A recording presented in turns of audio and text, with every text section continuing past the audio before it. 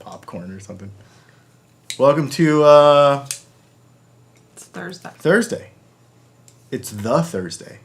Welcome to Thursday. It's the Thursday that Thursday. a lot of people wait for throughout the year so that they can have a big dinner and etc. And with our international audience, though. Oh, yeah, for sure. No, I know. I was thinking about that. I was messaging with somebody today from Canada, and and I actually got a shipping notification from a product that I ordered from Canada. Because it's not a holiday. Because it's not a holiday there. And I was like, oh, yeah, duh. This is only America holiday. So, welcome to everybody who either is from another country or who is, kind of done with whatever they were doing today and still want to hang out with us. There you go. So I guess we'll try to make it cool. This is a Q&A session. So if you have a bunch of questions, put a bunch of question marks in front of it. You have to do that. Otherwise, Leslie will not be able to find the question. And ask your question in one question, not split it up into a bunch of questions. Because apparently that mixes up pretty easy over there. So if you have a super chat, we'll drop what we're doing and we'll answer that question right away. We also have some from Patreon. And we're going to talk a little bit about the subject that we saw in the thumbnail, the $1,000 guitar rig. The fact that it's a thing that's possible now and what you can get, for the money these days. Mm-hmm. And how cool that is compared to, like, when I was a kid. This is also loose. I need to tighten this up. A couple things before we get going. One, I want to say thank you to everyone who supported our 10th anniversary special edition product. I have tried to do special edition short runs in the past, and I always did 10. And I've always sold them out, but it always took, 3 weeks or something, a month, whatever. And so I was a little reluctant because these were expensive to make. I'll show you some here in a minute. These were not cheap to make. This was like I was actually just watching a Steve Morris video, and he was talking about the first time you make a billet piece, it cost $50,000. Every time after that's not that expensive, but the first time is always the most expensive. And so this little special edition thing we did is kind of the same thing. Getting the drawings all made and the stuff for the laser that is a special kind of laser, and then having this other stuff done and special stuff that you haven't seen yet. It wasn't a cheap endeavor, but it was really fun because I just wanted to see what was possible, and it sold out in less than 24 hours. So thanks to everybody who thought that was cool. Somebody said, today that the special covers weren't really worth it to them, which is totally fine that they weren't as worth it. Nothing is important to anybody else as it is to me, because this is my thing. For 10 years we've been doing this. And so for the 20 of you that thought it was special too, I really appreciate everybody. But the folks that jumped on it and did it, it's really cool that you did. This is the box that they're going to come in. So it's laser engraved with the same pattern that is on the top of the pickup, with our vintage Dylan Talks Tone Dylan Pickups logo on the top of the box. It smells like burnt wood because it's lasery, and they are going to go in there. And then we've got some other swag and stuff that I ordered special that I'm not going to show you, because you'll just have to get your pickups in the mail, and that will happen. We are going to start winding these pickups next week and start working our way through the numbered sets. So I appreciate everybody. I just wanted to share that with you. I thought that was really, really cool. So with that, let's go ahead and get into some Patreon questions. Sure.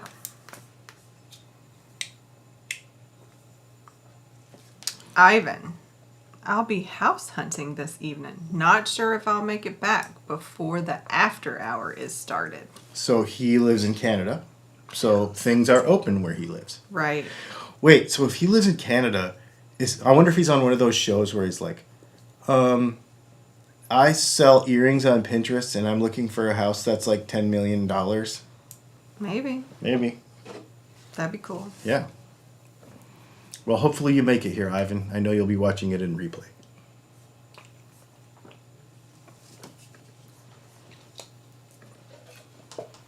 Oh, super chat. Sweet. Super chat from Vinny's World. Thanks, Vinny, for the super chat. He says, happy 10th anniversary. Here's to another 10 or more. Thank you. By the way, fan. We Vancouverites treat them as our hometown band. I'm wearing my Nickelback shirt. Fan. I was like, what is he talking about? Everybody, you should tell me if you are actually a Nickelback fan or if you're lying about it when you say you're not. That's hilarious. Hometown. Everybody's a local band somewhere, right? Everybody's a local band somewhere. That's cool. Thanks, Vinny. That's pretty cool, Vinny. And you're from Vancouver. For some reason, I had in my head he was like, sorry, don't mean to sound offensive. I thought you were from Montreal for some reason. People that are from Quebec and people that aren't from Quebec, it's kind of a thing. Yeah. All right. Whew. Shannon. Hi, Leslie and Dylan. I've been a drummer and played acoustic guitar for over 25 years now, but have been trying to play electric for the past few years. Watching your channel has taught me what to listen for regarding tone. Unfortunately, I'm noticing the pickups on several of my favorite guitars sound pretty muddy. Is there anything I can do to get a little more note definition in the bass range on my amp or equalizer pedal? EQ, I don't know what. I plan to order a set of your P90s and a set of single coils, but I think my wife would appreciate me waiting until after Christmas. Thanks for doing what you do, and happy TG, Shannon. Topgolf. Yes. So, what I would do with that, Shannon, is I would, and you can take that one down because it blocks our face if you want. You just hide behind it. Okay. Just kidding. Go like this. What I would do with that one is, if you're going to order new pickups, that'll probably fix a lot of it, but make sure your pots are good. I would do that. When you're playing with your EQs, here's just a little tip. When you're playing with your EQs, a lot of people will want more of a certain thing, and so they will boost various frequencies. And then the next thing you know, their EQ sliders kind of look all the way up at the top. Not all the way up at the top, but you know what I mean. And you're like, I just can't get enough out of this. Think about what the sounds that it's making, but also think about the sounds that it's not. Oh, let me say this the backwards way. Don't think about the sounds that it's not making. Like, you want more high end and you want more clarity. Start thinking about the sounds that it is making versus not making, and cut some things too, as well as boost some things. A lot of people don't think about frequencies to cut, to accentuate the ones that are already there. So just think about that a little bit. See if that helps. So let's just address the people that responded immediately. Okay. That means they're watching live. Yes. Sir Sneaker Pimp says he is not a Nickelback fan. He's a liar. Shane Walton says Nickelback are great. Vinny's World said, nope, Vancouver, LOL. I can barely parler français. Raphael B says, proud and real Nickelback hater. No apologies. Liar. Jeffrey Egan says, I like Nickelback songs, not necessarily a fan of the band. Jason Albert, I never understood the hate with Nickelback. I myself like a lot of their stuff. That's funny. Their guitar tone is huge. So, also, Lou York is recommending that after they take their pickups out of the box, they can put their weed in there. You're not the first person. You are not the first person. So, anyway, pretty funny. All right. Rob F. Hello, Leslie and Dylan. Thank you for spending this evening with us. My daughter's pink Squire Sonic Strat arrived yesterday. After wrapping the gift, it dawned on me that I have no idea how to care for a maple fretboard. Can you please provide some guidance? So normally I would tell you to just use polish, like normal guitar polish, because most maple fretboards are just cleared. But the less expensive guitars, they also have urethane sprayed on them, but it's very, very thin. So if you try to use chemicals on them, chances are they will discolor and sort of get dirty. So they're going to get dirty over time anyway, but I would say just use a damp cloth, and more importantly, keep the frets clean. Chances are it's your daughter's guitar. She's not going to play the thing to the state of griminess very often, and you're a pretty fastidious person, so I would assume that you will keep up on it, so it's not super built up. So I would just say, damp cloth, just keep it clean, and that you won't fall behind that, I doubt. You don't need to put oil on it or anything.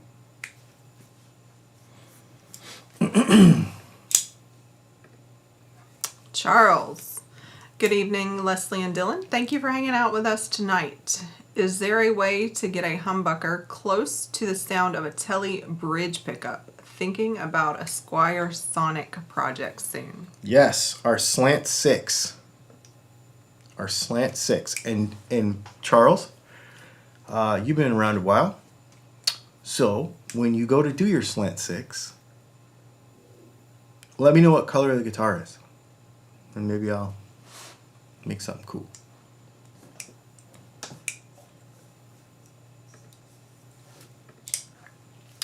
Shane. Good morning, Leslie and Dylan. A fellow YouTuber, not Glenn Fricker, relax, said that $500 guitars today are better quality than high-end guitars were in the early 2000s. Would you agree with that assessment? So I saw this question earlier when I was putting the thing together, and I try not to think about these very much ahead of time, right? But I couldn't help but think about this one for a while. And $500 guitars today are better quality than high-end guitars were in the early 2000s. So right about the time I was thinking about this, you were saying, is there any cool Black Friday stuff that we can leave links to in the description? And that's what made me think to go and look. And I was like, the stuff I put in the thumbnail is under $1,000, and it is a complete rig. It is a PRS SE guitar in cool colors, not just the dumb wood ones. A Line 6 Catalyst 100, and a Runway audio cable. And that comes up to like $890 something or $910 or something like that. So under $1,000. And that is a legit rig that anybody could play, professional or not, and you would never outgrow it. And those guitars are fantastic, and they're $559 or whatever, $549, $559 or whatever. Is that guitar better than a high-end guitar from the early 2000s? Let's take the PRS for an example. The links to all that stuff's in the description, by the way. That amp is on sale for $319, which normally I would say get a Katana, but they're like $299. I'd get for $319 for an extra $20, I'd get that Catalyst, because that's really cool, because you can use it as a powered speaker and all kinds of other stuff. Anyway, back to the guitar. If you took a $500 PRS and you put it next to a 2000 core PRS, because that's what I would do in this instance, the core PRS from 2000 is going to be way nicer than the $500 PRS now. If you look at a American Standard Strat from 2000 and you look at a classic Vibe Strat from now, the Fender American Standard Strat is going to be way better. One of the things I think people get mixed up here is, because I've been thinking about this too with the whole Gibson Epiphone thing. I posted a picture of the $3,100 Gibson Greenie guitar and the $1,500 Epiphone Greenie guitar side by side. I just took the pictures off of Sweetwater and I just put them on side by side because people are like, you can't really tell the difference. And I'm like, I could tell from across the room which one is the Epiphone and which one is the Gibson without looking at the peg head. Construction of inexpensive guitars is made for speed and cost of goods sold. That's what the two things have to come into play. So the construction process of an inexpensive guitar has to be done in a shorter amount of time. So they will take routes out that they don't normally have, or they'll use one big route instead of run little individual routes because it's faster. They'll try to cut down on CNC time. They'll try to cut down on paint time. They'll try to cut down on wood prep time by using different kinds of finishes, not transparent finishes. They'll use solid finishes, all those sorts of things. So, because the wood's not the same either. We've gone over this a million times. The wood from cheap guitars comes from East Asia, and it is not farmed for the purpose of being amazing guitar wood, and it is not cured the same way, and it is not, all the stuff's not the same because speed and cost of goods sold. More expensive guitars, they've always done the things that make them more expensive. So if you look at an American Standard Strat from 2000, the early 2000s, that guitar will probably be like $1,300 back then, something like that, because that's, there were inflation. But the bridges were still better than a $500 guitar today. The tuners were still better than a $500 guitar today. The quality control was still better than a $500 guitar today. The curing processes, the finishes, the fret materials, the bridges, the pickups, all those things were better in an American Standard Strat of 2000 than they are in a classic Vibe, which is a $500 guitar today. So, I think they've always done those things.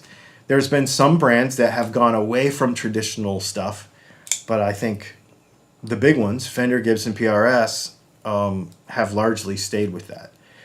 The whole argument that cheaper guitars are, we talked about the just as good as guys on Tuesday, they're just not. They're different.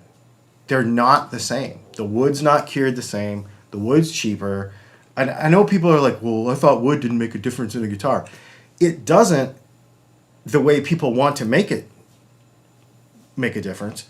But it does when the thing is made out of 3 different pieces of wood that are not from the same log, that are not cured as long, like kiln dried as long. Actual wood stability kind of makes a difference. Like the stability of the neck makes a difference. How many knots are in the neck and all that kind of stuff. All that makes a difference.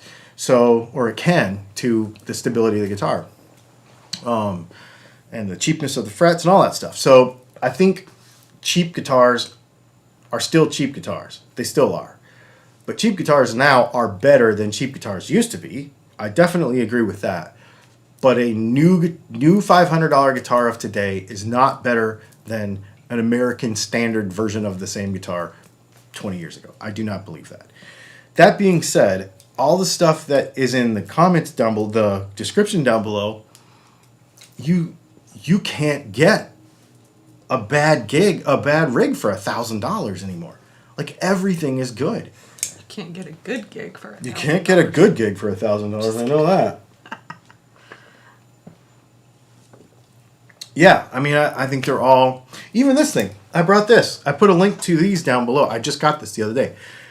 The Positive Grid Go. It looks like a camera. It does. So, I'll tell you a funny story. I called my daughter the other day, and I'm like, hey, can you bring me the mail? And she's like, yeah, no problem, because... Long story, but my mail doesn't come here because we get too many big packages. So I'm like, can you grab the mail and bring it over? Okay, yeah, no problem. So my PV amp was in the mail that day. So she comes in with this 30-pound box of 40-pound box of amp.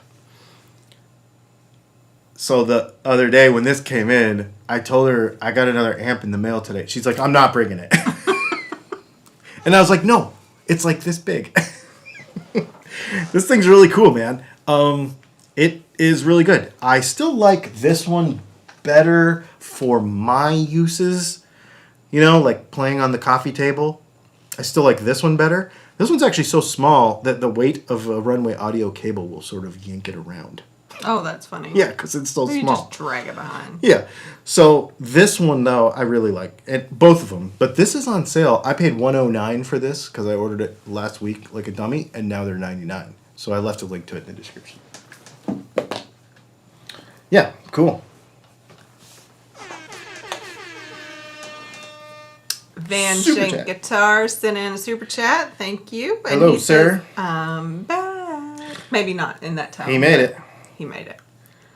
I don't know if that meant the looking went well. Yeah, I wonder if you found a house. Did you find a house? We already read your comment, obviously. We did. Thank you for the super chat.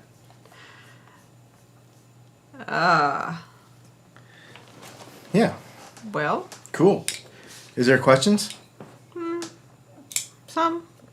Yeah. If you have guitar questions, put a bunch of question marks in front of them. We'll try to get to them. Or use a super chat. Already did those. Can I unstar them and get them out of there? Yes. All right.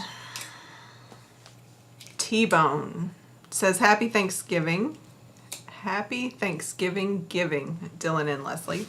Dylan, what's your opinion on the Fender Ventera 2? I just started looking at that today. I have not had a chance to understand the difference between the old one and the new one. I think that it will be an amazing guitar, though. If I didn't have another Strat coming, I would probably order one, but I already have a Strat coming, so... I'd probably order one of those Ventera 2s. I think they're going to be great. I think they're going to be a good guitar. Yeah, I would buy that over a player any day. Eddie Jr. Dylan, how much do pickups matter when using a modeler? High output or low? That depends on how good the modeler is. So, pickups make voltage at particular frequencies. Modelers take that voltage and do things with it. How good the modeler is at doing things with it is going to depend. If the modeler's good, so let's talk about a couple of good ones. The Tonex is pretty good. I like the Tonex, it's pretty good. Kemper's obviously really good. Axe Effects are really good. But, you know, all the expensive stuff is really good. I don't have any experience with the Head Rush stuff. I should probably buy one of those. The Line 6 stuff is all really good. It's all the same technology, no matter what Line 6 product you get. Not like the Pod 500 and stuff, but like the Helix, the little Helix pedal. The Catalyst amp is Helix technology, the one that we put in the thumbnail to this. Those are all really good, and those are going to just take what your guitar gives it. That is not always the case when they're really cheap. Sometimes they can't do it. But most of the good stuff now, the reputable stuff, will do what your guitar tells it to do. And the voice of your guitar will have accurate things done with it. So it's not necessarily, it doesn't matter about the pickups. It matters about how good the modeler is. I even said they went and looked at 3 houses, but none fit the bill. AB. I've watched you mod numerous guitars. Do you think a guitar company should just make blank guitars? No electronics, pickups, nut, or hardware? No, I don't think so. That's an interesting question. I mean, like Stratosphere does that. You can buy those blank parts and stuff. I guess that's kind of what Warmouth is. Here's what will happen. Here's what would happen. People would assume that because it doesn't come with anything, that it should be $400 or whatever. You know, like a guitar is not the cost of the sum of its parts. People need to get. That sounds dumb because I just went through this whole thing about how some parts are more expensive and whatever. But it's a collective thing of the entire value of the instrument, the time put into it, the cost of the equipment that's used to do it, everything. All those factors that go into play. And there's a formula that people use. It is math, and it is a fiscally responsible math. It's called economics, and that's what people use to set prices for stuff. I think a lot of angry guitar players who don't like Gibson or somebody will be like, they're just trying to rip us off. It's a money grab. No. There is a formula. If it costs this much and it takes this long to make, there's a formula that they do, and this is how much it has to cost so that business can stay solvent to maintain a particular profit margin on every product that they make. If you were to take all of the guts out of an electric guitar, the consumer would expect that it would cost X amount of dollars, and I would think that probably would not be the same number that, let's say, Fender was to sell a guitar with nothing in it. The other reason they will not do it is because brand recognition. Because nobody wants to sell a product with their name on it or associated with it and then have you hack it all up with some kind of garbage. I'm not saying you would, but this would happen. Somebody would hack it all up with some kind of garbage, and then it would profess to be this particular guitar made by some brand, or, because people will do that. They'll stick and put a label on anything, and then it would reflect badly on the brand who originally made it. So I wouldn't do it either. Yeah. Larry Fouch. Do you think Gibson using the headstock on the Epiphone Greenie will lead to Gibson branded instruments being made in China, then only offering $10,000 plus made in the USA guitars? No, not at all. Their custom shop guitars are going to stay here. Their Nashville stuff is going to stay here. What we went into this in depth on Tuesday, but the short version of it is, I believe that they're trying to create a stepping stone between the $700, $699 Les Paul, Epiphone Les Paul, and the $2,900 Gibson Les Paul. Somewhere in between there, and they're trying to build value into that. And what they're doing is the way they're doing it is they are doing the collaboration between Epiphone and the Gibson Custom Shop on certain models. Those models will get that special peg head. Do I agree with it? No, I think it's stupid. But I understand what they're trying to do. I personally don't think it will work the way they want it to work. But what they're trying to do is create that stepping stone and a different identifier. Like, this is a special Epiphone. Not all the other Epiphones are getting it. Just these ones that are custom shop collaborations. And so I get the idea. I don't like it, but I get it. I missed this. I apologize. Super chat from Keith H. Thank you for the super chat. Keith, sorry I missed it. He said the Spark combo is $229 at Sweetwater today. Cool. There's a link in the description. Thank you for the super chat, Keith. All right. Rick Nelson. I still have a lot going on tonight, but When I measure my humbucker LCR parameters, should I twist the wires together or need to solder them for accuracy? Love you too, and happy TG. No offense, Dylan. LCR, so if we're talking about, that's three different measurements. So resistance attached to nothing else. Well, actually, all three of these. Resistance attached to nothing else, capacitance attached to nothing else, and inductance attached to nothing else. Because it is in a passive circuit with another filter, that filter will, and a voltage divider, that will screw with all of those. If you're trying to be really accurate. Now, that's not to say that you can't put something in your output jack and throw a meter on it to make sure all your pickups are working good and that they're generally within the right, area for being like, oh, I wonder what pickups are in this. Oh, these are kind of high output, low output, whatever. Generally, you can do that. But if you're trying to go that far and be super accurate, don't make sure they're not attached to anything. Lou York says, is bamboo a tone wood? I have used bamboo for fretboards, and it's really cool, except that it's super hard, which makes it difficult to machine, and it splinters kind of easily, actually. Nick Winning. Hi guys, I just got around to mocking up the loaded pickguard I got from you last year. Good news, body is routed for hum single 95 made in Mexico Strat, but the humbucker hole in the pickguard is off by 3 to 4 millimeters towards the neck. Do they vary? There are two different measurements. And when we do pickups, when we do loaded pickguards, we go with the further one.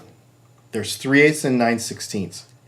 I go with 9/16 because the majority of guitars in the world have more problems with the space between the tremolo and the back of the pickup than the tremolo route at the front of the pickup, or the pickup route at the front of the pickup. So you happen to be one of the unlucky people that has to Dremel about an eighth of an inch or a quarter of an inch out of the front of that route. Yep. Eddie Jr. says, Dylan, I bought a Spark Mini because of your video. Thanks, man.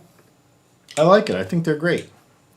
Sir Sneaker Pimp says, have you seen the new Spark cabinet? I have. I don't have a purpose for it. A bunch of people have asked me if I'm going to buy it because I have all the other Spark stuff. I don't have a purpose for it because I have regular amps too. That's, to me, and I could be wrong about who it's for, but to me, it's a person who has a Spark, one of these kind of amps, like this one, or I have the big one down there too, the 40, who has that and wants to gig it. So you put it on this powered cabinet and it does its thing. But I wouldn't use that at a gig. I would take this amp probably, and if I was going to go to a bigger gig, then I would take my Blackstar because it's a 50 watt tube amp. Or if I was going to go direct out, I would either use either of those amps or my Tonex. So I wouldn't use that amp. That's only for somebody who has a Spark Mini or a Spark 40 and they want to gig with those amps. I just don't see that being a huge use case, but apparently it is because they're selling the crap out of them. Clown 321321 says, regards from Warsaw, Poland. Wow, Dylan, cool. your videos have helped me in my tone quest. Thanks. Thank you, sir. Paul McNary sent in a question, lots of question marks, and he said, I forgot. That is Paul being Paul. He's awesome. Shane Walton, ever played a scalloped guitar neck? What were your impressions of it? They're not for me. I don't play the kind of music that requires them. They are interesting. I understand why they exist. They are kind of difficult to play if you are ham-fisted at all. Like, you got to be pretty delicate with them.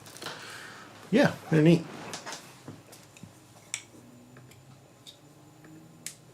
Jason Albert says, your daughter should be glad you didn't get a PV VTX Classic. Oh, Mine weighs at least 80 pounds. yeah. That's funny. I think she weighs barely more than that, so. Rob F., for the Magic 1K rig, do you think more should be spent on a guitar or the amp? I spent more on amps and cabs than guitar in my first year of playing. This is an interesting question, and I think this comes down to use case. If you were going to spend, so it doesn't matter the money. Well, I guess at some point it does. I don't know. I'm just going to say that I think amps are becoming less important. I think because everybody says that. Like, I get comments all the time on YouTube videos, and they're like, you spend so much time on this and you don't spend enough time on the tone of the amp because the amp can change everything. I 100% agree. But also, it's really easy to get 100 amps. You know what I mean? Like, this thing right here can give you so many different amps in this little box for $189, link in the description. Or this one for $99 on sale, link in the description. Or something more professional like the Tonex, which is a legitimate piece of gear, for what, $400? So I don't, and actually the HX Stomp, I was just thinking about that today because I had one of those. Those are like $5.99. Those are professional grade pieces of gear on the amp side that musicians are using on tours and everywhere all over the place. If you look at what Steve Sterlacci is doing on his YouTube channel and how much he tours, he has lots of expensive amps at home, but what he tours with is super inexpensive in comparison to the guitars that he's playing. I don't know that this was always the case, but I think lately it is. I think amps are way less important now. Way less. Unless you are a person who feels that they're not. But I think for most people, they've got to play quiet stages or they've got to play quiet environments like me. So you're going to be stuck with something line out anyways. You're going to be stuck with something digital anyways. So just get something that works and have fun with the guitars. That's my take. Doc Silton said, Nickelback fan. For sure. Duh. Lou York. I showed you his picture from when he was young the other day. He's definitely a Nickelback fan. Yeah, I definitely didn't recognize him. Lou York, can you recommend a hollow or semi-hollow with 25.5-inch scale? It seems like all of them are 24.75, at least all the well-known ones. It's a Fender Coronado 25.5. That's the ugliest one. I hate to say it. Hollow or semi-hollow. Yeah, I mean, I hate to say that because I don't even like that guitar. But that's the one I can think of. Let's see. I was just looking at some of these earlier. Of course, I'm not going to be able to find it now. So let's see. This D'Angelico stuff is probably 24.75, 3/4. Let's see. D'Angelico is the first thing that popped into my head because they are really cool, good for what they cost, and okay, so D'Angelicos are 25 inches. There's a link to Sweetwater down below, and they are on sale right now. This current one I'm looking at for $6.99. They're $12.99 and they're half off right now. So the Sweetwater link in the description, if you'd use that, that'd be awesome. But they're 25, so right off the top of my head, I knew they were different. I couldn't remember if they were 25.5. Okay. Oh, there it is. Vinny's World. Got one of those Sparks Cube one, and it's great. Doubles as a shower time speaker. LOL. Yeah. What I need is the mounting system in the shower. I need the suction cup mount. For a speaker? No, mostly for my phone. Yeah, just for your phone. I used to have one.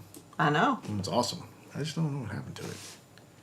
I don't either.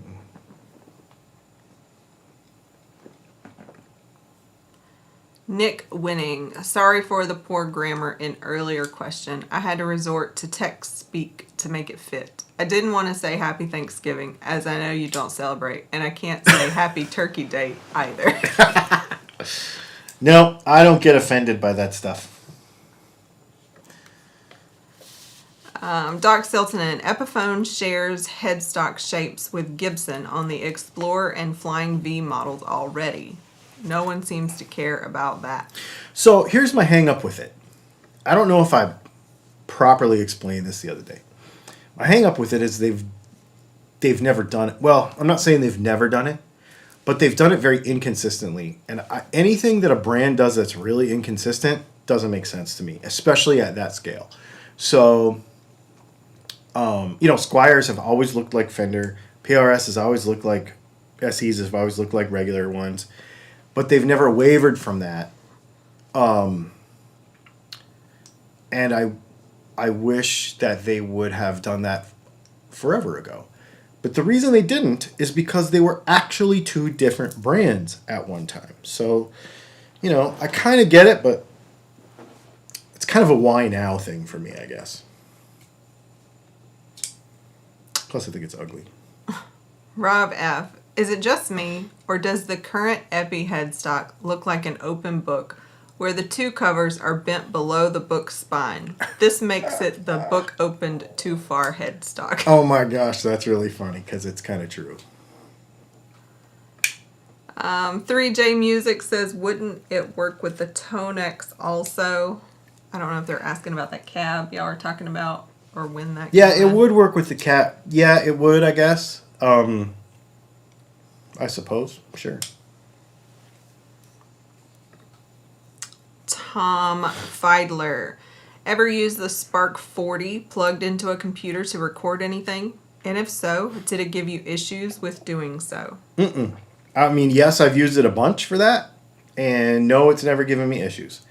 When we go on the road, I actually use this one to record, like, if we're ever on the road and we make a video where I have guitar tone in it, I use this. I've used it a lot.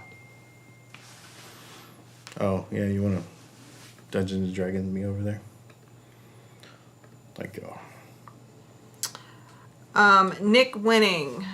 Thanks for clarifying. No biggie to take the excess out of the body or get another pick guard, as I'm disassembling it to move pickups between guitars. Sorry to nag. Did you manage to ship the covers yet? I did.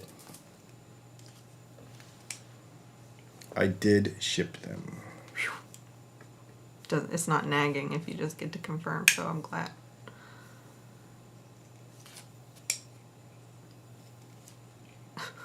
This dude's name, his comment goes with his name. That's so funny. Cletus Christ. Well, how dare you have an opinion on guitars, man? Don't you know purity is the single most important guitar virtue? Heretics may be banished from the forum. Tom Filer says, on Mac or on Windows? Where are you recording? That's a continuation question. Probably Mac. Yeah, probably Mac.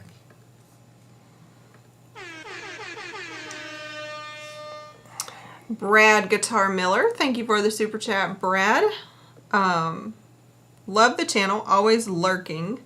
The paper and the oil caps I use in my harness builds have doubled in price. Orange Drop is my second choice.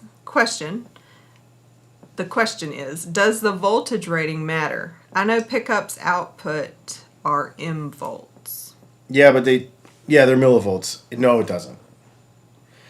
Nope, it does. Voltage does not matter. He said he ran out of room to say millivolts. Yeah, nope. Didn't we meet him? I've met him, right? I think so. Yeah. Thank you for the super chat. No, it doesn't matter. I would use... I mean, you could probably use a 5, and it would be fine. Tom Feidler says, thank you. You're welcome. And that's all the ones with question marks and acknowledgement for me to find. Wow. Wow. I don't even know how many. Oh, it's kind of a normal crowd tonight. Yeah. Wow. Actually, there's more people than I thought. I was wondering if we were going to be a little light tonight because of Thanksgiving, but... All right. With that, 5 people left. Just like that. Oh, and now they're back. Raphael B. Have you gigged or recorded direct with your Tone Master? How was it? It seems that those amps are the best of both worlds. The modeling combo made me think of this. Yes. I have not gigged with it because I have not gigged in 2 years, I guess. But I record with it all the time. Just so everybody knows, my first choice for recording demos that you'll hear most of the time is my Tone X. I use that a bunch. If we do a Fender style guitar, or if I play with my Silver Sky, I'll always use the Princeton Tone Master because it just Fenders into Fender amps just sound amazing. Or my Telly. And then I'll put a pedal in front of it. If I'm going to play anything like my Les Paul, I'll use my Black Star because the gain is so good. That amp is so good. It's so good. So it kind of depends on the guitar. But if I'm going to play any Fender style guitar, it's always going to be through the most of the time, it's going to be through the Princeton. And I have an XLR going to a Focusrite 18i8. And so I have one input is for the Tone X, the next input is for the Princeton, the next input is for the Black Star. And whatever amp I want to use, I just use that input on my flip on the amp, choose the input, boom. Lou York, do Spark amps use the same software and UI as bias effects? They do not use the same software because they are separate programs. But they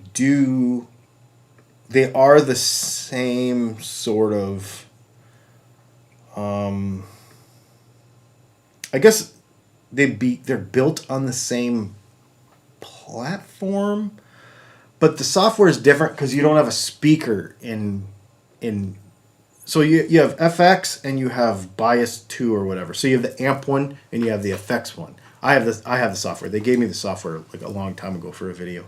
So I have that. But of course it's going to be different because you don't have a speaker. So they have to make it a little different for something with a speaker.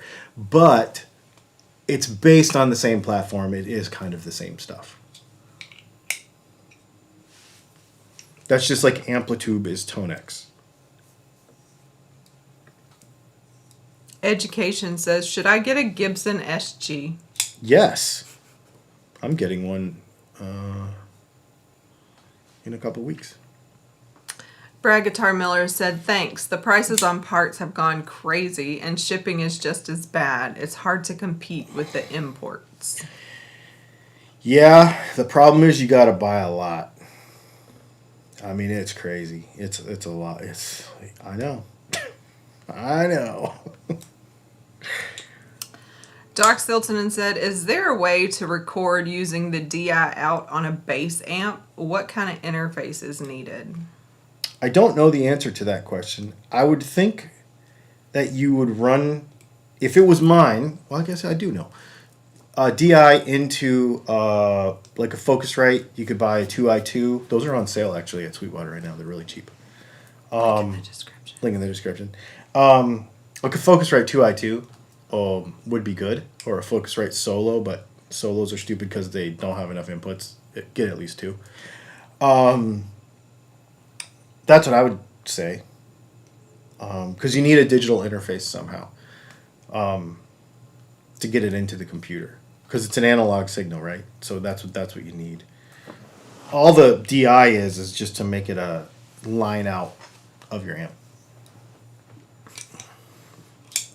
I don't know if it's Mike or Mick D says, ouch. He said that right in front of his wife. LOL. About what? I guess that you're getting another guitar. Maybe they're new here. Maybe they're new here. She doesn't care at all. Ouch. Actually, Gibson's giving me that. Well, they're not giving me that one. So, Cam told me, because when I emailed him the other day and he sent me that one, he's like, "What about this other thing?" And it's an SG and it's some crazy color, some series they've got. And I was like, "Yeah, I want one of those." And he's like, "Well, when you send that one back, I'll send you this one." So, Gibson sent me SG. Matthew Altamere says, which Gibson SG? Just get a standard. I would just get a standard. I would just get the regular. Here's what I will say.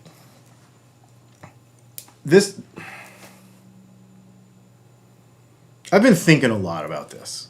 Because there's been a lot of people making a lot of noise about the Epiphone versus Gibson and whether a guitar is worth it or not and all that kind of stuff. Here's the deal. Buy the guitar you want, not the guitar that you're settling for. I made a post on my Facebook today. I really hope that people don't pick their wives like they pick their guitars. I saw that. It took me a minute to I was like, what? Because I swear, it's like, well, it's good enough. Like, or it's just as good as the good one. Just get the cheapest Just one. get the cheapest one. Like, it's fine, but, and then you're going to spend the rest of your life making excuses to your all friends. About compromise, so maybe that is how they pick It is them. not. I don't know. Anyway, if you want an SG, get an SG, okay? And I don't mean this. Get the best one you can afford. Get the best one. Wife, guitar. No. Wife, guitar, everything. Get the best one that you can save up for in a reasonable amount of time and that you're patient enough to get also.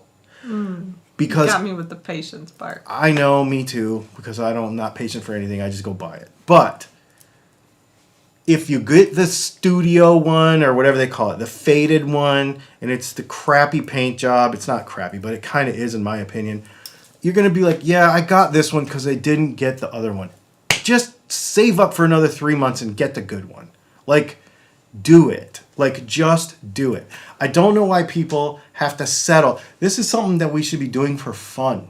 Like, this is, so I understand budget constraints. I understand, okay, look, I have saved up for 5 years and I have X amount of dollars and I'm buying a guitar this month and I've already put this much work into it, and so this is all the money in the world that I have to spend, or whatever. If you're a person who has to say, this is all the money I have in the world to spend, what can I get for this money, then go through those thought processes of what's the best guitar with this amount of money.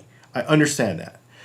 If you're a person who is a hobbyist, who loves guitars, and who is trying to decide which one to get, and which one to save up for, and putting the commitment in, then get the one you want.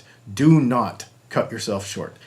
We have a lot of customers who will email me and say, hey, what pickups would work good in this guitar? Mm-hmm. And I'd be like, this, and this. And they'll be like, okay, well, I'm saving up for a blah, blah, blah guitar, and so I won't be able to afford to do this for however long. And 3 months later, they'll buy a set of pickups because they've been saving their pocket change for however long. And they come back and they buy it and they're happy. Instead of, well, I guess I'll just get GFS pickups because, it's the next best thing, which it ain't. So just get the good one. It's worth it. It is worth it. And the people that say it's not are making excuses. And they do like Nickelback.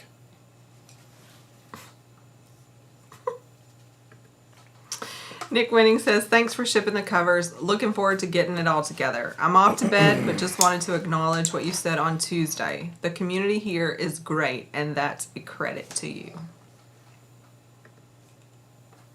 Mick D is the one who made the comment about saying it in front of your wife. He said, I know. I was sort of speaking for the rest of us out here. LOL.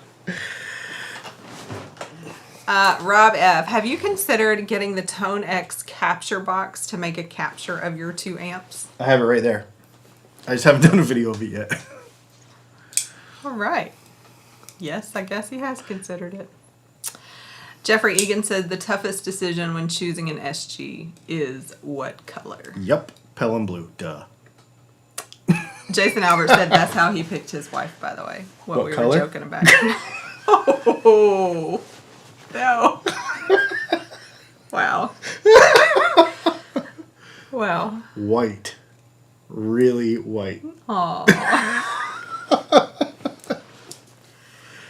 Travis McCartney, I ordered a set of your 10th anniversary pickups, and now I'm not sure if I'm going to buy a guitar just for them or put them in my Les Paul, which will require new pots and wiring if I do that. Sounds like a terrible decision. Just buy a new guitar. Yeah, I'm trying to be constructive here. Wow.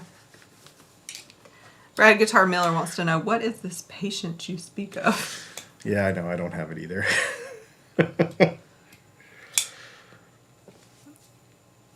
And then the thing is, I'm friends with all these people, like, who are the same thing. Like, Matt is texting me, hey, did you see the deal on blah, blah, blah over at whatever? And I'm like, oh, wait, I got to go check it out. You know, like, we're just constantly, all of my friends are, like, texting back and forth, hey, did you see this thing? You should go buy it.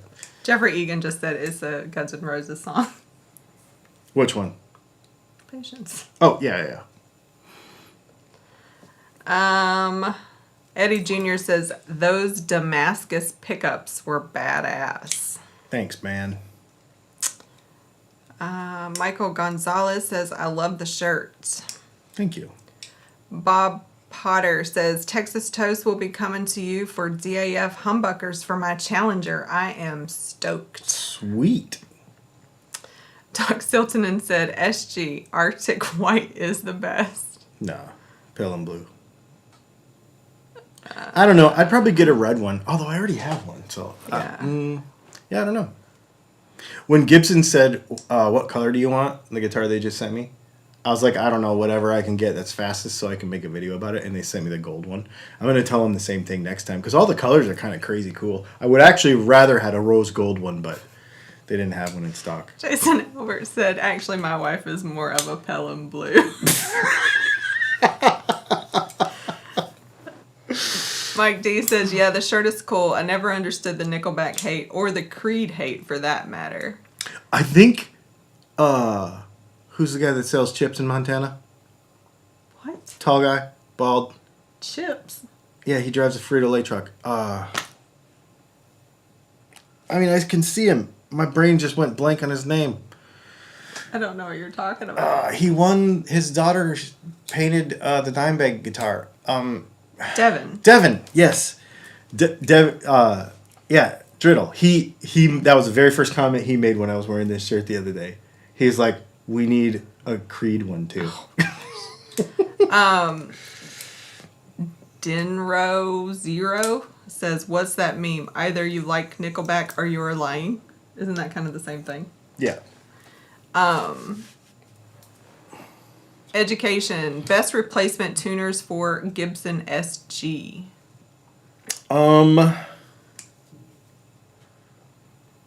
There's a bunch. Goto makes some good ones that will drop right in, I think. And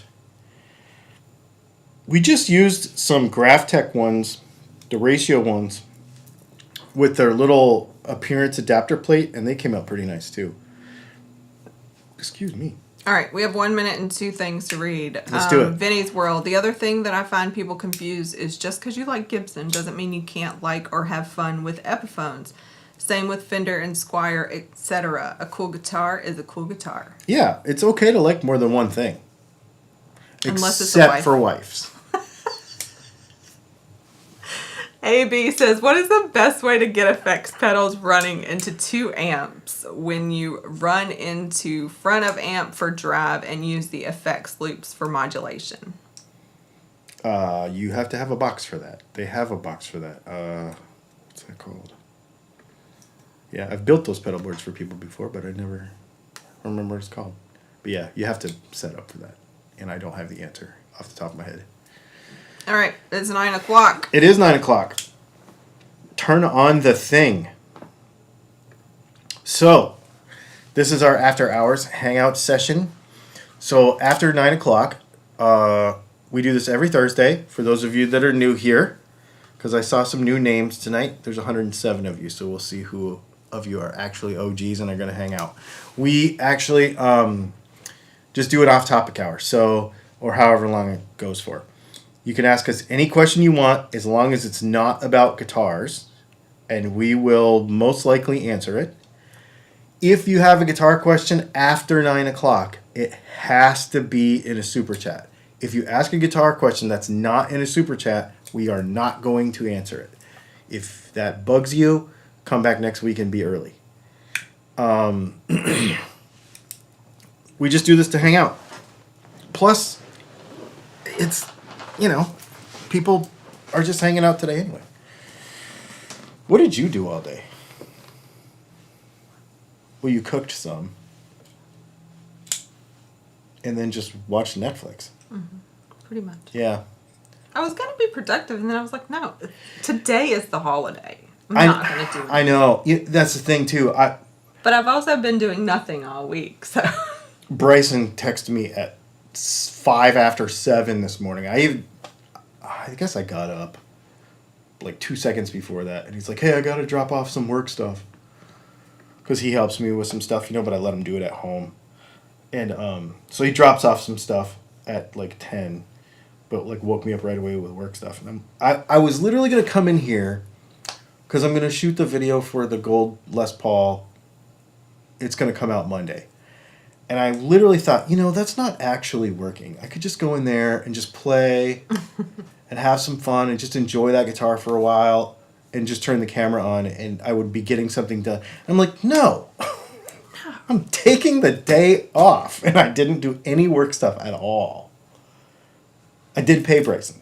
But other than that, I didn't do any work at all. Other than it was like just literally just chilled. It was awesome. Watched some football. I didn't even buy anything. I filled up a couple carts and then I moved on. So I satisfied some inherent need to shop and I filled up a cart and then I was like, walk away. I can tell you every firearms Black Friday sale on every website in the country right now, I think. That's ridiculous. And I did the same thing. I literally put a 9mm PCC in my shopping cart, and then we watched that thing with Clint Smith, and I took it back out.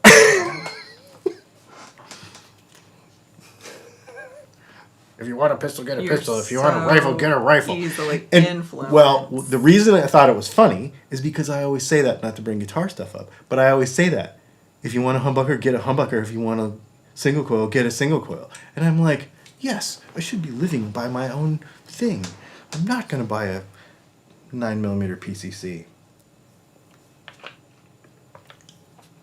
So I took it out of my cart. Tom Feidler says, buy what you like, but what if you're Mormon on the wife thing?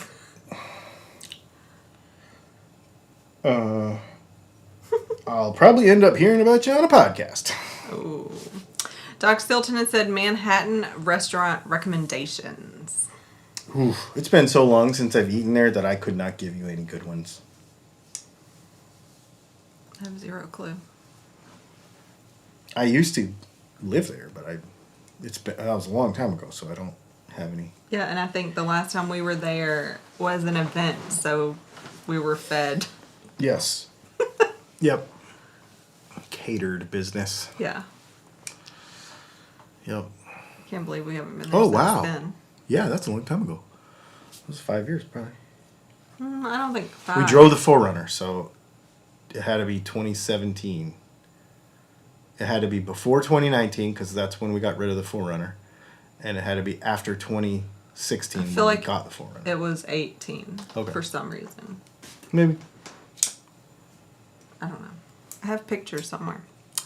Bob Potter says fried spam or fried bologna. Bologna. Neither.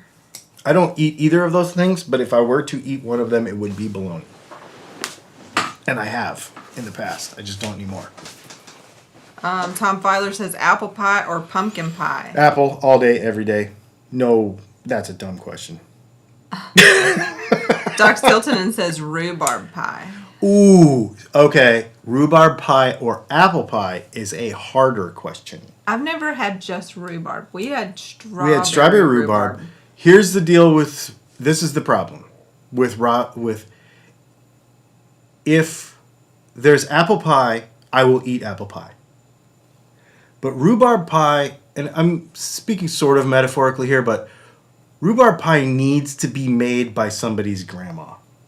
Like, it's one of those, this is my grandma's recipe, or my grandma made this, then it's probably good. Rhubarb pie that you just, like, go to buy somewhere is You can't buy in the sale anyway. It's a sketchy one, man. Like, it's a sketchier proposition. But if you go somewhere and be like, hey, my grandma made this, then it's probably going to be awesome. Yeah, we bought some frozen ones at some farm winery something. But that was in Door County. Door County, Wisconsin, Yeah. and that you could probably rely on, and it was fantastic. Yes. Yeah. I would go there again just for that. I mean, I would go to Door County anytime you want to go. Yeah, that place. Except maybe now because it's probably cold. Not in the winter, yeah. Cletus Cry. Oh, wait. Sorry. I have a super chat. Jeffrey Egan, thank you for the super chat, Jeffrey. He says PSA has the CZ Shadow 2 blue for $8.99. Yeah, that's pretty cool since I spent $12.99 for mine 2 weeks ago. Oh well. I could have got an Optics Ready one for $1,100. Cletus Christ, why didn't you just save up for the real thing and get the Porsche? Haha. There's an answer for that. The real answer is service where we live. And she had some input on that too. Because I talked about buying a Cayenne. And she's like, I don't really want to look like we're driving a Porsche. Like, if that's our all the time. Now, if we had a sports car that we drove like on Saturdays or something, that'd be cool.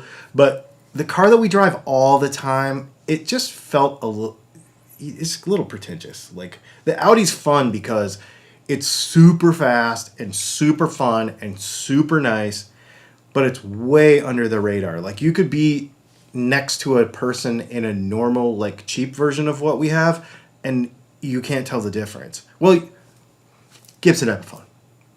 The lower models, you can kind of tell from the outside, but somebody that doesn't know what they're doing can't tell the difference. Where if you put a Cayenne or a Macan S next to what we have, they're just a little more pretentious looking. So that's why we didn't. And service, because we'd have to go like 90 miles for Porsche service, and I have to go 2 miles for Audi service. Yep. Let's see. Rob F says, what about pecan pie? Or how do you say it? Haha. Do you say pecan or pecan? Well, that depends on... That's a whole conversation. Well, so I don't like pecan pie. Okay. But I would never eat it from somebody who said, here, would you like to try my pecan pie? My pecan pie. Why? Do you say pecan all the time? Yeah, I've always said pecan, though. Oh, okay. No, I don't think so. I might have switched when I moved here. Really? Yeah, I think so. So I obviously... But the funny thing, we've talked about this before. For some reason, if it's the ice cream, I say buttered pecan, and I don't know why. It's the only context I say it like that. Yeah. I don't know why. So I use both. I don't like pecan pie because it's just corn syrup. It's like slimy pecan It is. corn syrup. It is literally just like sugar encrusted pecans. Yeah. I mean, I like praline pecans, but I don't like the slimy, gooey. Well, it's a block of it that thick. Yeah, it's like too much. Yeah, I'm kind of not that. If it was like a cluster, like not a pie, like if it was like a little What if you made those tart little thing, it would be really good. That's what I was about to say. What if you made those little ones that go like The in the little muffin mini? tin with the little Yeah, thing? that would be And it was a perfect. couple of bites? Yeah. That would make sense. Lou York says, if you take cranberries and stew them like applesauce, they taste much more like prunes than rhubarb does. A Groucho Marx bit. I have no idea what that means. No, me either. Travis McCartney says pie or cobbler. Pie. I would say cobbler. Yeah, it's because you're from here. And I would never say no to cobbler. Unless there was pie. Depends, though. I'd probably have to have both. Peach cobbler is bomb. Hawkman Outdoor says pecan pie looks like a cockroach pie to me. Kinda. It looks like a bunch of bugs in a crust. I get that. Oh, I got a new pen. Oh, now we got LOL pecan. Pecan in Texas is pronounced pecan. That's right. Oh, man. I got a new pan this week. I got a Smithy cast iron. I got two of them, actually. That thing is amazing. If you're a cook and you have not had a Smithy cast iron, you need to get one.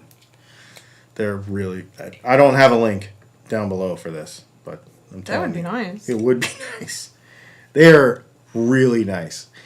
It's different. It's, they're cast iron, obviously. And then once they're done with them, they put them, it must be a big end mill or a fly cutter, and they mill them and then polish them so it looks like the bottom of a cymbal on the inside of the pan. And so it's real smooth. And then they spray it with some kind of oil. It comes pre-seasoned. And they are amazing. So you still have to keep seasoning them. Like it's going to take some cooking time to get it really killer. But where you start, like if you were to buy a lodge and start cooking in it, stuff's going to stick to the bottom of that junk for months until you get it properly sorted out. Where this thing is like the first day you're like, oh wow, this is really good. Yeah. I mean, it had a little stick to it on some stuff, but most everything. And then you just take your spatula and just go like that, and it was clean. It was awesome. Oh, Lou York says that Groucho Marx question was the stock question he would ask whenever anyone would ask any questions. Oh. Gotcha. BC Rich 581 says sketchy rhubarb pie would be a great live album title. Angel Raven 444's vote was for butter tarts. I don't know what those are. I don't know what that is. Doc Siltonen, he's trying to drag us up to Canada.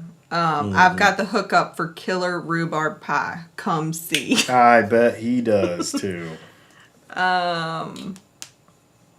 Let's see. Angel Raven 444. What's your most worst crash on a motorbike or car? Give details, please. That's easy. In 2007, April 30th, 2007, at 5:15 p.m. in the zip code of 86004, in case you want some details, I came off a dirt bike at 54 miles an hour, straight on my head, broke my back in 4 places. I broke broke T4 to T7, had 28 degrees of deviation in my spine, broke 3 ribs, broke my left shoulder blade, bit my tooth off, that one right there. Was in the hospital for 12 days. They gave me a 3% chance to walk, and I have about 60 inches of titanium in my back, and I hurt every day, including right this minute, as a result of it. Yeah, that's the worst accident I've ever been in. Oh, Van Shake says butter tarts are basically pecan pie without the pecans. So that sounds like a sugar tart. Crust. I've never been in a crash. Yeah. Somebody rear-ended me one. Oh, I guess same car. I hit somebody once because I couldn't see him. Actually, he ran a red light. But we both must have been running a red light. I don't know. I think I had a green arrow. Anyway. Where was I it? barely ran into somebody on the butt bridge. Oh, I could see that. I was behind a truck. I couldn't see the light either. I get that. Anyway. That's a weird place, yeah. Barely touched him. And he was neurotic. Crazy. That was the time, you know, there's a collision shop right there, and my friend was the record driver, and he came. I mean, he didn't know it was me, but he came out there because he could see the dude was an idiot, and then I did know him also, so that was helpful. But and then when that was the same car, my first new car, and I only had it like a week, and some teenager ran into the back of me. But I mean, that was it. I've never had like airbags deployed or any kind of wreck. Yeah. I never broke a bone until 6 months before that. I broke my collarbone in Mexico riding motorcycles. But funny story about that one. You can't keep talking. I broke my back in Mexico. And I was down there with Factory Honda and with Red Bull and a bunch of people. And I had to ride, I broke my collarbone. I had to ride like 40 miles of dirt with a broken collarbone. And it was so painful. But there was this one hill that I couldn't get up. So Steve Hengefeld, he's won the Baja 1000 like 9 times. I got on the back of his bike and like rode bitch up that hill. And then somebody brought my bike up for me and then I kept riding. They put that picture in Dirt Bike Magazine. Of all the pictures. Of all the things, of the whole week of us down there, it's in the back of Dirt Bike Magazine. Me riding on the back, yeah. That's funny.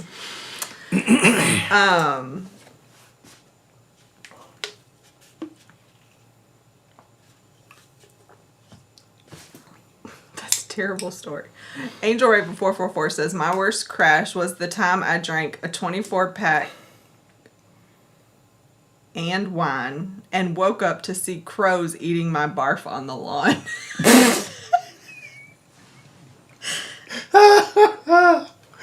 Oh, that's terrible. Sorry.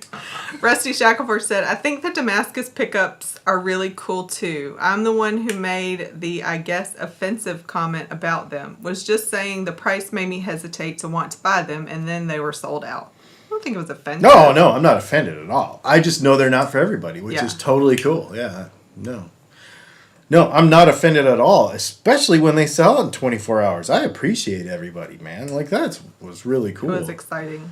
Yeah. It was like a live countdown. He just kept showing me his phone. I was just like, another one. There's 3, there's 2 left. Oh, there's only 1 left. Yeah, he was really excited. That transaction actually went through, so we're good. Oh, yeah. Bob Potter says, what state do you live in? Georgia. Yep. I'm assuming that came from all the pecan pie talk.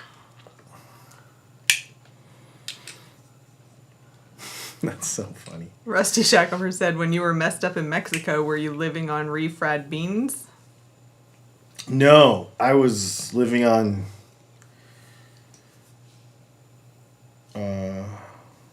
we were eating a lot of food. There was really good food, actually. Yeah.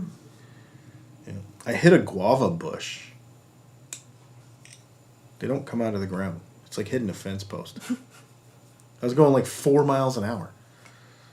Like, because I was climbing a thing. It was really rocky.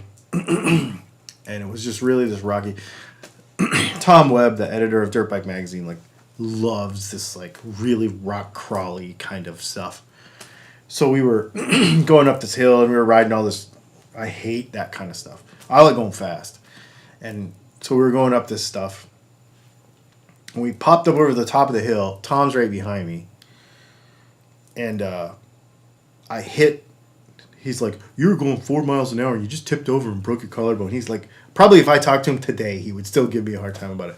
But I hit it and I went over the bars and I landed on my collarbone. And I was like, oh no, I already knew I broke it.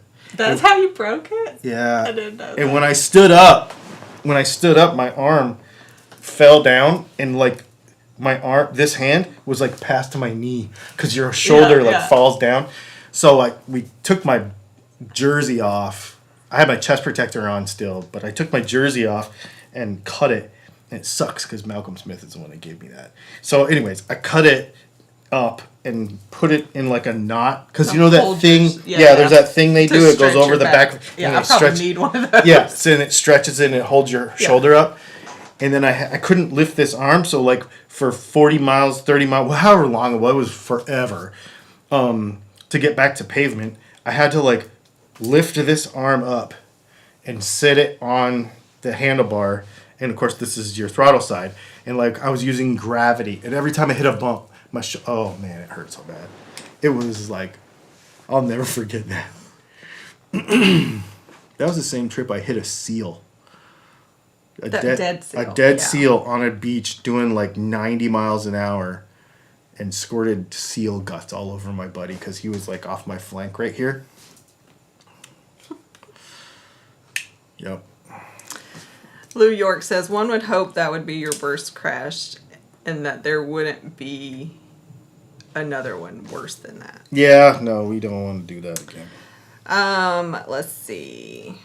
Rusty Shackelford said, anything to do in North Georgia? I'm going to be in Gatlinburg all next week. North Georgia is a lot further from Gatlinburg than you think. Yes. Gatlinburg's pretty, though. You'll enjoy it. He needs to go to Sevierville and go to Smoky Mountain Knife Works. If you're into that. Yeah. But Smoky Mountain. If you're even a little bit into that.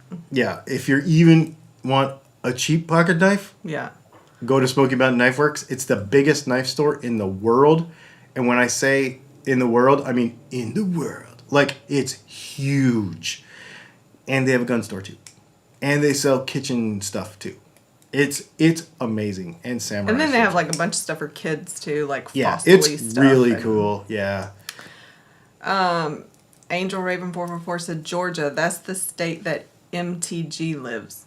Who's that? Oh, I don't know. I thought you were going to know. Nope. Sir Sneaker Pimp says, DTT and JHS with the massive gear sellouts. Oh, my God. We're not on the JHS. Yeah, we're not on that level. That's crazy. Tom Filer says, know any good music schools for kids near Marietta, Georgia? I don't. We're not near Marietta. Nope. We're about 2.5 hours from Marietta. 3 hours. Greg Sack says, just spit take on the seal story. Solid delivery, Dylan. The best thing is if you knew the guy it happened to. Like, that is totally a story. Like, I should ask him his side of that story because if something bad happens, it always happens to him anyway. Like, yes, and he's the most anal. Like, if you're going to buy a dirt bike or anything from anybody in the world, you buy it from me or him. Mm-hmm. Because even if you've had it for however long, it's still going to look brand new. It's going to feel brand new because I take care of my stuff. And he does too. He is like, I got titanium shock bolts, dude. And I'm like, that's so dumb. And he's like, I don't care. It's still cool. And he like go out there and shine everything. Like, he's super anal. So yeah, it was a serious story at the time. I'm sure it still would be if you asked him. Yeah. I'll have to ask him one time. Yeah. Remember that one time in Mexico? We have a lot of stories that start with, remember that one time in Mexico? Yes. All right. Van Shank's going to bed. He says he's got to eat a lot of turkey tomorrow. Oh, they have a turkey thing in Canada too? I don't know. genuinely Maybe he just forgot. wants to eat turkey. I mean, so it's a weird thing, right? I feel like even people that don't celebrate, like, the grocery stores have like 5 million turkeys. So, like, What else are you going to do? you can just buy, like, some people eat things when it's not a special occasion. So, buy a turkey, have some turkey. Yeah. I don't know. I don't eat Not turkey, me. so. Yeah. I used to. I used to like frying it. Really? Yep. That's my least favorite. Because where I used to live wasn't the South, and so it wasn't common. Definitely common here. It was never my favorite. Again, I think I had issues for a long time, so I would rather have had, like, dry baked turkey than juicy fried turkey, because that just, Oh, really? I never like juicy meat. Yeah, Which you're means right. I think I just never really liked it. Yeah. Yep. Makes sense. Oh, Angel Raven 444 says, we have Black Friday in Canada because our stores are owned by Americans. Well, I mean, I get that. And Christmas is more international, right? So, Oh, for Black Friday. I'm like, Yeah. It's not Christmas. no, I mean, yeah, because it's starting the Christmas The season. shopping thing. Yeah. Yeah. Well, we were going to go, used to, for a period, like, Black Friday started on Thanksgiving, and we were like, oh, you want to go out after the show? And nothing's open. So I wonder if COVID had something to do with that. that everything changed. Yeah. I don't know. And even, they don't even have the earliest hours I saw of anything was 5 a.m. I mean, I remember vividly sitting in the middle of the night in the mall parking lot waiting on things to open at like 2 and 3 a.m. Mm-hmm. Yep. But now it's, Are you still going 5 to get and up and get a 6. paper? that was today. No. Oh, that was today? Yeah. But no, I don't even know where you buy a paper anymore. I did look. I don't even know where you would buy one, so I was like, that's not worth looking for because I probably don't really care. We'll probably get up and drive around tomorrow and just see what the action is. It'd be fun. If we don't drive somewhere else. Oh, yeah, we might go do something cool, huh? Maybe. Cool. We'll have to see. Yeah. All right, let's see if anybody said anything since then. I saw Rusty Fenders in there. Hey, Rusty Fenders. I just know his little thing. Whatever they call that. Avatar? Yep. Did you mean to put take care up there? Oh, I did not. My bad. It's all right. I thought you didn't do Thanksgiving because you're native. Just realized it's because you're vegan. I think it's both. Probably both. Yeah. Yeah. That was weird. It's not like we spend any time together or anything. Vinny's World said, Angel Raven 444, you're Canadian too? Wait, so this is predominantly Canadian chat? Yes it is. Yes, it is. Yeah. I don't know how that happens. Oh, have you bought an 88-inch TV yet? No. No. 88? That's huge. No. Sir Sneaker Pimp said, what did you think of the Vegas GP track and the race itself? I'm not a street track fan, but the race was great. Checo is trying my nerves. I hope he can get his mojo back for next year. So first of all, the track. I can't unthink the pig because of Doc now. What? I asked you if you saw the thing he sent you. The pig walking on the ceiling, it looked like a pig. And you said yes. Oh, yeah. Okay. I was like, wait, what are you talking about? How do you not remember that? I don't know. Anyway. That's all I can think about when you say think about the track. Is It- I just see the dumb pig. it was walking awesome. On the ceiling now. I thought the race was really good. I thought that even the drivers liked it more after the race than before. Like some Because they were done. No, some of them didn't like the track layout and stuff. But once they raced it, it was the fact that it was so cold and so slick made it really fun to watch too. Yeah, I stayed up for it. I actually watched it live at.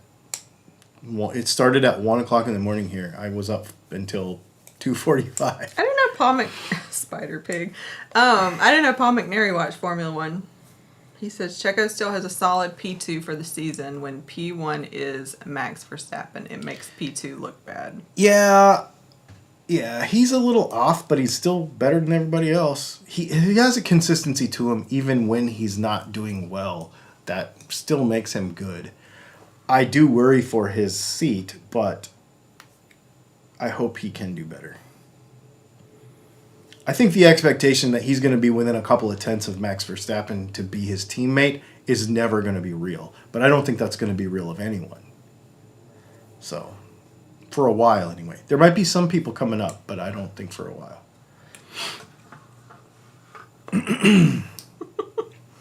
I do not need dumb Homer Simpson song stuck in my head, Doc. He's like writing down the word. Ron J says movie, The Offer. Have you seen it? Hi, y'all. I haven't even heard of it. Nope. So no, I haven't seen it. I'm on a Latin TV kick. Are you? Everything is, which is funny because I think they must use the same voice actors, and for some parts, like the emotion that you're watching doesn't match the voice. Doesn't match the voice that dubbed it, and I'm like, why did they do that? Yeah. I've been watching documentaries with subtitles and some English. Yeah. Which is, so you have to pay attention sometimes, and sometimes you can shop for guns. I just know that emotions are different. Because this is like I swear it's like the 5th series I've watched. Because I think it just now it recommends it. And I'm like, oh, that looks good. Yeah. But yeah, the emotions are different. And when so these don't make me cry. Because they're so over dramatic. I'm like, what is your problem? Like, yeah. Like, it's not, I don't connect with the emotion, is I guess what I'm saying, because it's so dramatic. Yeah. And I'm like, oh my gosh.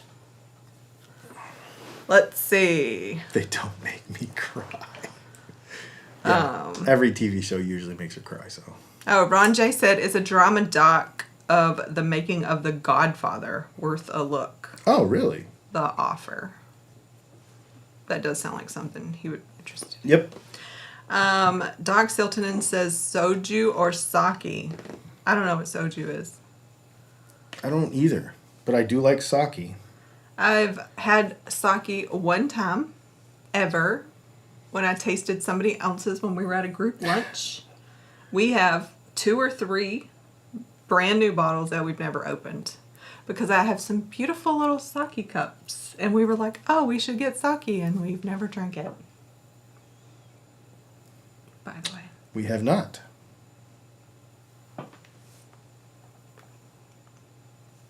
Rusty Fender says he likes the warm sake.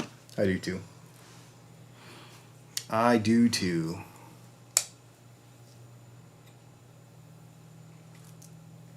So what is soju? Somebody tell me. Maybe Yeah, I don't know Google what it is. I wonder if it's spelled like that. If it's Japanese. I don't know if I'm saying it right either, but people seem to like it. Yeah, I've never had it. Oh, it's Korean. Oh, it's Korean. That's why I don't know. Oh, that's why you don't know. I mean, my grandma's Japanese. You don't do anything Korean. Yeah.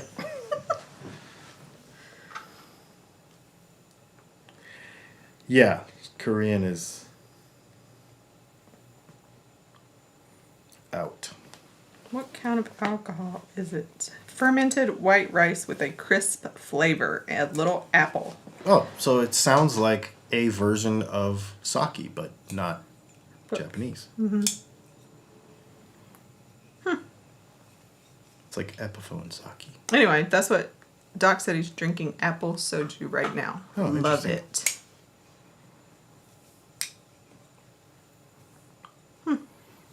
Well, there you go. Greg Sachs says, by volume, the most consumed drink in the world. Really? Mm-hmm. Even Vinny's World said, hung out with a bunch of Korean judges on exchange back in law school, and OMG, the way they consume soju is insane. Really? I've never had it. I'm sure we could get it. Oh, I'm sure. Sir Sneaker Pimp says, do you two play poker? Not regularly. You don't. I never have played. No. Not regularly, but I used to play a lot. I'm not good at anything with strategy. And they say you should have a poker face, and I definitely don't have that. My face says everything that my mouth doesn't. She doesn't play games, though. True. Fortunately for me. Just kidding. I don't really like playing games that much anyways. I would rather... I mean, I play cards. I would play poker, but I just don't have anybody around to play poker with. I used to play a lot. Especially in the wintertime. Like when I lived in Michigan, it was cold. So we would play hockey and then we'd play poker. Hogman Hawk says, I like wine coolers, so everybody in the grocery line looks at me funny. That's funny. I would look at you I funny. haven't had a wine cooler probably since I shouldn't have had wine coolers. Because they weren't ever good. They just look like they should be delicious. Yeah, exactly. Yeah. But I think... What's the Bartles and James commercial with the old people sitting on the porch? What do they say? They say something every time. It's like their slogan. I have no idea. The Bartles and James slogan. I can't remember what it is. It's two old dudes they're in rocking chairs on the porch. I don't know. Somebody will know. I think the malty beverages aren't my thing. Oh, no. In general. What about back in the day, like Zima and stuff? Oh, Zima and some pucker. Yep. Watermelon. When you were 21. Definitely not. Watermelon? Yeah. Ugh. Watermelon. Mm-mm. Grape. Ew. No. Oh, that's funny. Zima was a thing for a minute. I think it came back. Well, yeah, now it's called... I mean, I feel like it came back, like, just like clearly Canadian came back. Like, why? Ugh. I mean, we thought we were fancy when they first came out. Yeah. But those Smirnoff screwdrivers are awesome. See, now that sounds like that's not typical wine cooler, but maybe it is. Yeah. Oh, everybody's saying thank you for your support. So I'm assuming that's the slogan. Oh. I don't know. I thought they said something wittier than that. Oh I don't know. I've gotten 2 of those, so I'm assuming... Yeah, 3 of those. Okay, so that must be... It's not as exciting as I remember it then. It's exciting as wine coolers are, I guess. 2 old dudes going, thank you for your support. Whatever. Old dudes in overalls were popular, though, because you had the diabetes guy, you had the oatmeal guy, and you had the wine cooler guys. First of all, the diabetes guy and the oatmeal guy was the same guy. I know. Oh. But it was different applications of the same guy. Oh. I mean, overalls are still a thing, dude. Not for me. They probably weren't for you then either. No. I mean, if it's between overalls and jumpers, I wish overalls would come back. Because the jumper things are wild. Yes. I mean, not for dudes. I haven't seen any dudes in jumpers. I have on Instagram. Okay. They have an Instagram ad for them. It became a meme very quickly. Yeah, they're like, it's called White Claw. Yeah. Remember Boone's Farm? Yep. Yup. Tickle Me Pink, Boone's Farm. Marcel LeBlanc says cannabis-infused vodka for the knockout. I've never had that. Ooh, that sounds interesting. Boone's Farm, Thunderbird. Doc Stilton said Wilford Brimley. Brimley. Brimley? Wilford Brimley, that's the oatmeal guy. That's his name? Yeah, Wilford Brimley. The diabetes dude? Diabetes, yep. Oh, I didn't know that. I remember having arguments with people. No, is that like... It's not the same guy. Yes, it is. He was on a show. Yeah. I don't remember what show. Mm-hmm. With a big mustache and overalls. Yeah. Like that's what he does. That was his thing. Yeah. I'm sure he's dead. Oh, yeah, he's dead. He died... Of diabetes? No, he died actually not as long ago as you would think. Yeah. Benny's World said, "Oh, did you get your Instagram issue sorted out? You had an issue?" Yeah. They told me that they are not going to share my stuff with people anymore because I posted violence on it. What did you post that was violent? Probably just pistols. Oh. So you've been hell banned on Instagram? Mm-hmm. I don't think you can fix that. Mm-mm. I didn't know that. Nope. It's stupid. Makes me very annoyed. It doesn't do you any good. But, yeah, well, yeah, I haven't really given it any thought after it happened. But whatever. It's fine. I'm not going to lose any sleep over it. Since you can't do anything about it. Because I have fought with Facebook before on various, or Meta, or whatever they're called, on various things, and I've never, ever, ever won, so I don't... Well, it's the same company. Well, that's what I'm saying, Yeah. so that's why I just don't lose any sleep over it. Cool. Yep. Well...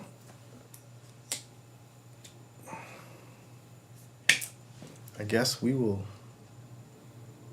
Go back to doing nothing. go back to doing nothing. We had to work today some, which wasn't really work because we were just hanging out with y'all, but this is the closest thing to work that we had to do. He said, Doc Stilton said, all the Texas Toast family are deep into a case of cold duck at JJJ's house right now. What is cold duck? I don't know. If there's a case of it, I assume that's beer. Yep. Well, we will see you guys on Monday with a Les Paul video. That's what I'm going to have for you. He said he was in Cocoon the movie. I don't know what that is, so that's not where I knew him from.